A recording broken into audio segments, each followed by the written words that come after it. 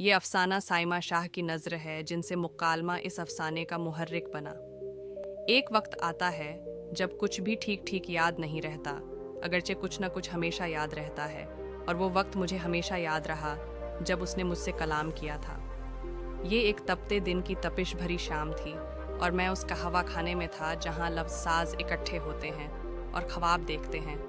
ख्वाब जो पेट के तनूर में राख होते हैं, ख्वाब जो अजाब होते हैं, ख्वाब जो नजात होते हैं, ख्वाब जो ख्याल होते हैं, ख्याल जो ख्वाब होते हैं, ख्वाब और ख्याल और ख्वाब। कुछ परवाने ख्वाब और ख्याल का वबाल झेलते हुए भी ख्वाब देखते रहते हैं। उनकी ताज़ीम लाजिम है और उन पर फटकार भी लाजिम है।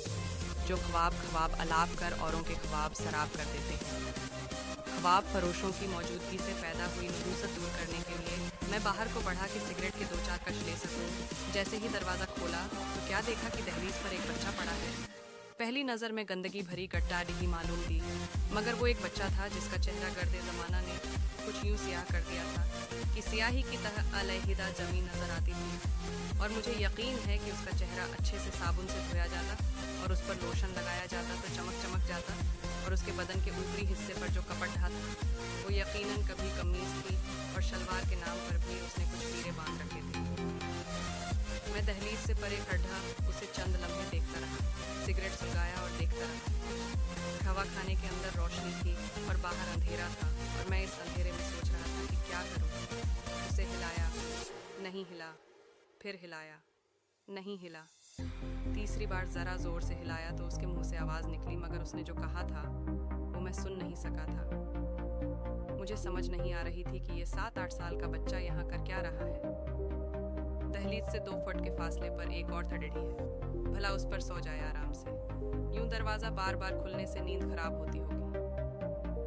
यही सोचकर मैंने उसे उठाकर ठड्डी पर लिटा दिया और उसका कागज़ चुनने वाला थैला भी उसके पास रख दिया और खुद 10 फुट के फासले पर खट्टी ढे होकर मुंह दूसरी जानिब करके एक और सिगरेट सुलगा लिया, जिसका जायका कुछ मौसम और कुछ मिजाज की गर्मी से बदल चुका था। मुझे ठीक ठीक याद नहीं कि उस वक्त मेरे जहन में क्या था और मुझे क्या महसूस हो रहा था। ये ज़रूर याद है कि जब मैंने दूसरा सिगरेट आधा पीकर बेजारी से सर ढक पर फेंका और वापस मुड़ा तो देखा कि वो दोबारा दहलीज पर पड़ा था। उसे उठाकर बिठाया और पूछा कि तबीयत ठीक है? हाँ, ठीक बताई गई, अगरचे ठीक नहीं थी। मैंने कुछ सोचकर जेब से पैसे निकाले और 100 रुपये का नोट उसकी जेब में डाल दिया। और नोट डालने से पहले मैंने उसकी जेब टटोली भी थी कि कहीं फटी तो नहीं। अब मेरे ख्याल में उसे कुछ खाने पीने चले जाना चाहिए था और कहाँ भी, मगर वो दोबारा लेट गया। तो मैंने पूछा कि अब घर क्यों नहीं जाते? अम्मा आएगी तो जावांगा।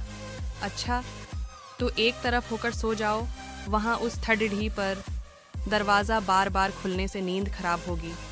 इठे ठीक है, दरवाजे थल्लों ठंडी हवा आंदी है। और सन्नाटा छा गया, गहरा सन्नाटा। मुझे ठीक ठीक याद नहीं कि कितनी देर मैं सन्नाटे से सुन रहा और मुझे ये भी याद नहीं कि मैंने मुड़कर उसे देखा था या नहीं। ये ज़रूर याद है कि इन दिनों बच्चे गायब होने की खबरें बहुत गर्म थीं।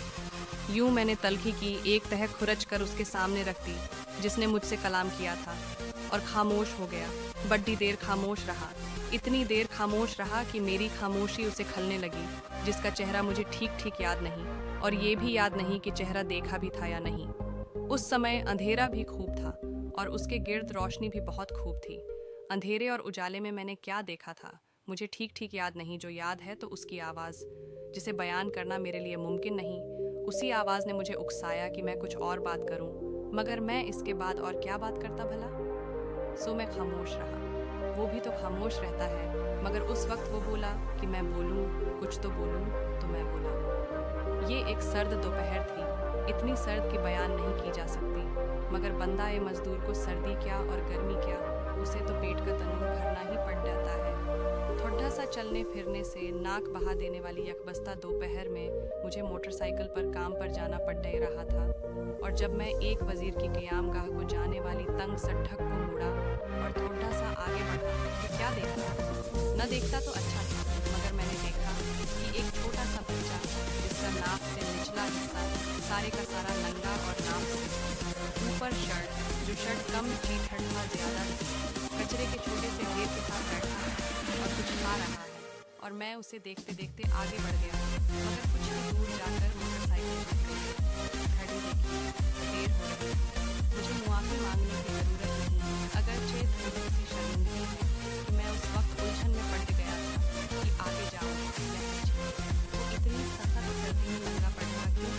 चंद लम्हों की कशमकश के बाद मैं मुड़ा और उसके पास जाकर मोटरसाइकिल रोक दी और जरा तहकुमाना अंदाज में कहा, वे उठ, इतने क्या कर रहा है, घर जा। मगर वो बच्चा जिसकी उम्र लगभग 10 साल थी और होती भी उम्र के हिसाब से ठीक था, मगर दुबला पतला इतना कि किसी बेहद ज्यादा इलाके का भटमारा नजर आता था। और ज्यादा भयानक बात यह है कि उसके दिमाग के काफी सारे पेच ढीले थे। सोचा कि ये पेच ढीले क्यों हैं? आमिल कुछ कहेगा, मौलवी कुछ कहेगा, डॉक्टर कुछ और कहेगा और तुम कुछ नहीं कहोगे, मगर मैं यही कह सकता हूँ कि वो बच्चा जिसका रंग गोरा था मगर नजर पीला पीला आता था, मेरे तहकुमाना लहजे के जवाब में मुस्कुराया और उसने कचरे से कुछ उठाया और मेरी तरफ खाने को बढ़ा दिया। बोलते जाओ, अब बोलने को क्या रह गया है? तुमने उस बच्चे को वहां ठिठुरती दोपहर में देखा और चुप रहे और मुझे कहते हो कि बोलता जाऊं। ये क्या मजाक है? तुम्हें मालूम है कि जब उसने कचरे से कुछ उठाया और मेरी तरफ खाने को बढ़ाया तो मेरा जी चाहा कि ये दुनिया बहारे हिंद में घर का हो जाए और सिर्फ वो बच्चा बचा रहे, मगर मैं बेहद ठुड्ढ दिला हूँ।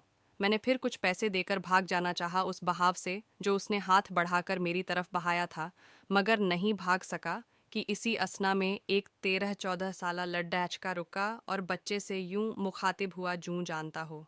मैंने लड्डैचके से ये पूछा कि ये बच्चा कहाँ रहता है, तो उसने 50-60 फुट दूर गली की तरफ इशारा किया।